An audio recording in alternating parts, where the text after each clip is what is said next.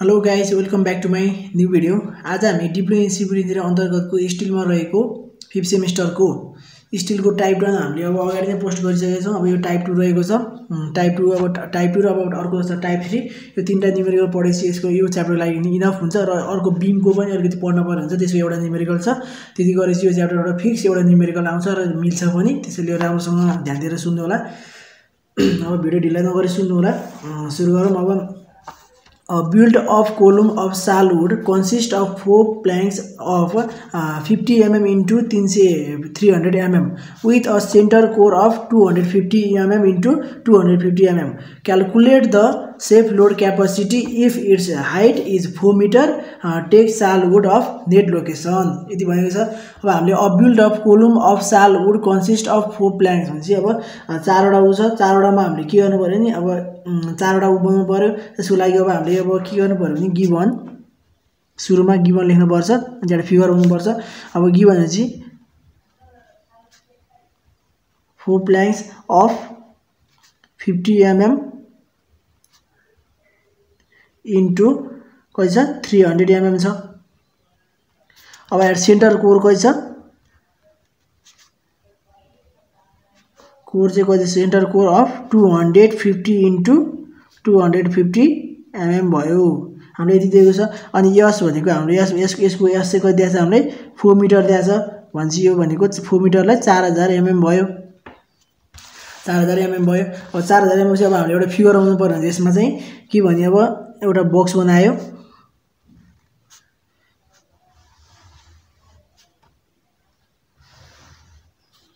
सुरुमा एउटा बक्स बनायो। अब यो अनुसारै अब हामी फिगर गर्नुपर्छ। एउटा बक्स बनायो। अब हाम्रो यो चाहिँ हाम्रो कति हुन्छ भने एउटा यता गयो यो लाइन, फेरि यो लाइन त्यता गएपछि फेरि यो तल आयो। म भन्छु रुक्नु होला। यति भयो, फेरि यो यता गयो र फेरि यो चाहिँ यहाँ आएर जोड्यो तल। अब चारवटा 4 प्ल्याङ्क्स भनेपछि अब एउटा दुईटा तीनटा चारवटा यो भयो। अब यसमा चाहिँ अब हाम्रो यहाँदेखिबाट यहाँसम्मको हाम्रो डिस्टेन्स चाहिँ कति हुन्छ, 300 हुन्छ। यति चाहिँ हाम्रो कति हुन्छ, यति डिस्टेन्स भनेको चाहिँ हाम्रो कति हुन्छ, यति डिस्टेन्स भनेको चाहिँ 50 हुन्छ। यो नै हो 4 प्ल्याङ्क्स अफ 50 mm into 300 भनेको छ। अब त्यही भएर 50 into अब सेन्टर कोर तलको, अब सेन्टर कोरको लागि भनेपछि सेन्टरको लागि चाहिँ हाम्रो कति हुन्छ भने यहाँनिरबाट यहाँसम्म चाहिँ हाम्रो कति हुन्छ, यहाँबाट यहाँसम्म चाहिँ 250 हुन्छ। अब यहाँनिरबाट यहाँ तलसम्म पुरै भनेको चाहिँ हाम्रो 300 हुन्छ। फेरि अब यति भनेको चाहिँ हाम्रो कति हुन्छ, फेरि यति भनेको चाहिँ 50 हुन्छ। अब यो चाहिँ किनभने यस्तो अब यसरी फिगर बनायो भने अब यसरी हेर्दा पनि अब यसरी हेर्दा फेरि पनि अब हाम्रो यसको यति डाइमेन्सन, यो सेन्टर भनेपछि सेन्टरको बिचको मात्रै भयो। अनि यो 300 mm into 50 गर्दा हाम्रो के 350 टोटल भयो। अनि यति गरेपछि त्यही भएर अब यसलाई फिगरलाई उल्टो बनाएर हेर्दा फेरि पनि अब त्यही नै हुन्छ। त्यही कारणले गर्दा यो अब जति यो छ यो त्यति नै भयो, जति यो छ यो त्यति नै भयो। अब यो पनि हेर्दाखेरि अब यो पनि कति, यो पनि 50 नै हुन्छ। फेरि यसको लागि चाहिँ यहाँनिरबाट यहाँसम्मको डिस्टेन्स चाहिँ कति हुन्छ, 300 mm नै हुन्छ। यति बुझ्नु पऱ्यो। अरू के बुझ्नु पऱ्यो यसमा, अब यति भएपछि अब हामीलाई अब यति गरेर हामीले यसमा चाहिँ अब अघिल्लो भिडियोमा सेफ लोड निकाल्नु पर्ने हो। अब यसमा पनि अब हामीले सेल्फ लोड निकाल्नु पर्ने हुन्छ। चाहिँ अब सेफ लोड भनेको यसमा नि के हुन्छ, एफसी इन्टु एरिया नै हुन्छ। एफसी भनेको पर्मिसिबल स्ट्रेस, अघिल्लो भिडियोमा भनिहालेछ। अब minimum of outer dimension of column, अब यसको अब सुरुको अब डाइमेन्सन के अरे minimum of outer dimension of column D1 LUMN column D1 चाहिँ हाम्रो कति हुन्छ भने D1 चाहिँ हाम्रो 50 इक्वल टु 50 प्लस 300 छ। 50 प्लस 300 भनेको 350 mm भयो D1 भनेको। अब फेरि अर्को हाम्रो छ मिनिमम डाइमेन्सन अफ कोर। फेरि अब मिनिमम डाइमेन्सन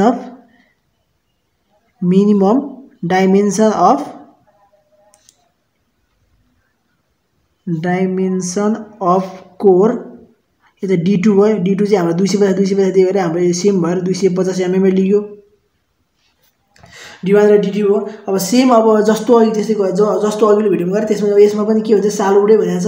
अब सालउडको चाहिँ हामीले कुनमा गएर हेर्ने भने IS कोड 883/1994 को टेबल 1 को कतिमा हेर्ने भने पेज नम्बर 5 मा गएर हेर्नुभयो भने अब हाम्रो यसको लागि मोडुलस अफ इलास्टिसिटी के हुन्छ मैले अघिल्लो भिडियोमा पनि भने सालको लागि modulus of elasticity elasticity E को भ्यालु हाम्रो कति हुन्छ यसको पनि 126.7 × 10 को होल स्क्वायर भनेर हामीलाई दिएको छ कोडमा। यो चाहिँ के हो न्युटन पर एमएम मा हुन्छ। कोडमा गएर हेर्नु होला।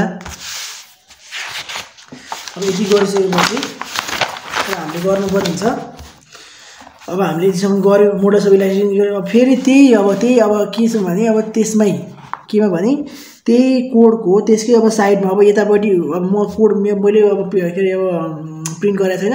अब कोडमा चाहिँ हामीले के दिएको छ भने यहाँनिर अब इलास्टिसिटी E भएन यो साइडमा दिएको छ भने यसको सिधा यतापट्टि गएर तपाईँले हेर्नुभयो भने त्यहाँनिर के हुन्छ भने त्यसमा चाहिँ FCP को भ्यालु दिएको हुन्छ। FCP को भ्यालु FCP को अब के भने FCP को कुनको भ्यालु राख्ने भने त्यहाँ अब कम्प्रेसन प्यारललको राख्ने कि के अरे परपेन्डिकुलरको राख्ने हुन्छ। अब कम्प्रेसन प्यारललको राख्नु पर्ने हुन्छ यो न्युमेरिकलमा। त्यसैले permissible stress FCP permissible stress for अब म भन्छु permissible stress for grade I grade II भने अब त्यसमा धेरै नै छ। त्यसैले अब ग्रेड I मा गएर हेर्नु होला timber and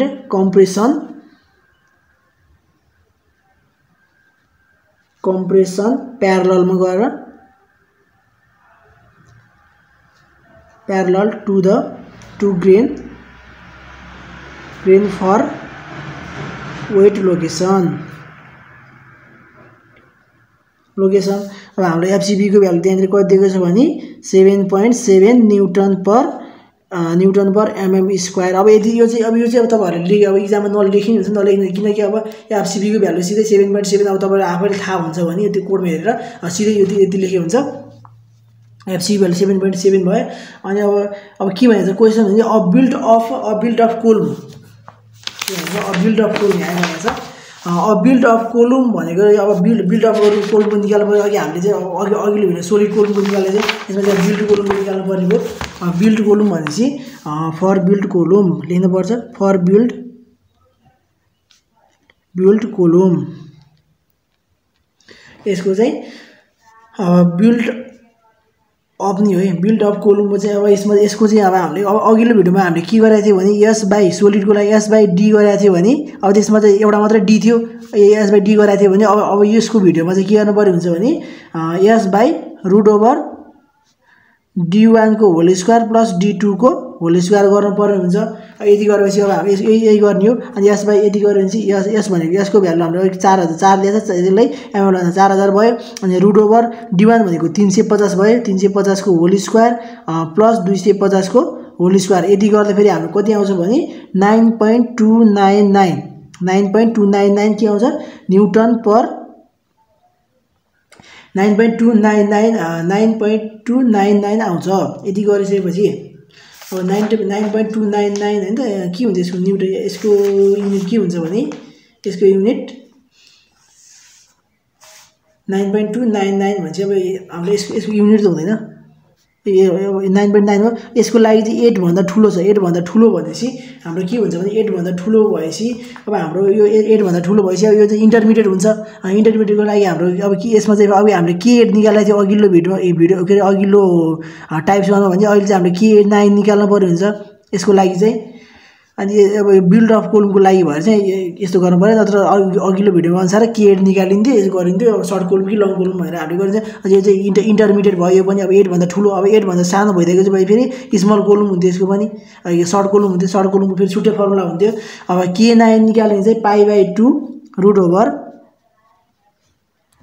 √U * E upon के हो 5 * Q * के एफसीपी यो चाहिँ हाम्रो के त्यही कोडमा फ्रम पेज अब कोडको कहाँनिर कोड पेज नम्बर 2 मा छ पेज नम्बर 2 मा छ। अब हाम्रो चाहिँ जहिले पनि u को भ्यालु चाहिँ हाम्रो अब यसमा जहिले पनि के हुन्छ u को भ्यालु 0.6 भनेर चाहिँ सम्झिनु पर्ने u को भ्यालु 0.6 भनेर q को भ्यालु 1 हुन्छ जहिले पनि भनेपछि अब हामीले फेरि अब फर्मुला चाहिन्छ यसको लागि फ्रम कहाँ जाने फ्रम क्लस 7.6.2.5 मा IS 883 1994 मा गएर हेर्नुभयो भने K9 निकाल्ने फर्मुला यो हामीले यसबाट भेटिन्छ भने यसबाट भेटिन्छ।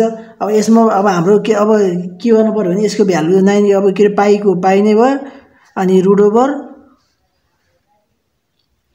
0.6 u को भ्यालु भयो अनि e को भ्यालु हाम्रो कति छ 126.7 इन्टु 10 को होल स्क्वायर अपन के रे अब 5 इन्टु अब q को भ्यालु 1 छ अनि अर्को fcb को भ्यालु 7.7 छ भनेपछि यसको भ्यालु कति आयो हाम्रो 22.06 आयो।